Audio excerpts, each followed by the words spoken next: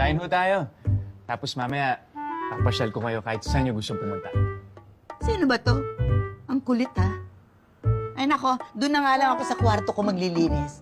Para pagdating ni Estong, maglalabing-labing kami. Tanda mo na, Lola. Tama ka na. Jared, pasensya ka na sa lola ko, ha? Okay lang yan.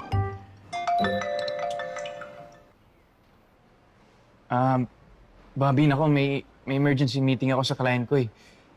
Sorry. Hindi, okay lang. Sige lang.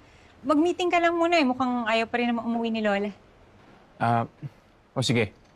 Basta pag kailangan mo na umuwi, text mo lang ako, pupunta ako agad ah.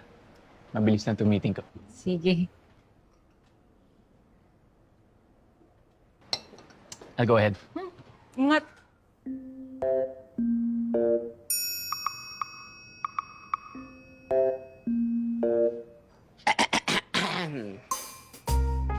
Bobby, kayo na ba nung lalaking yon?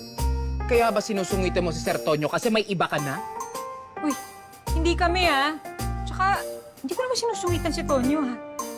Pwede ba, tigilan nyo nga ako, maglinis na kayo doon. Malinis naman itong bahay ni Tonyo, ha? Oo nga. Alam mo, kailangan lang naman dito, i-remodel. Ay, ba? Kusog-kusog gamit. Oo, ito, lipat natin doon. Ref, lagay ko Oo, dyan. Palitan natin. Tignan natin. Oo.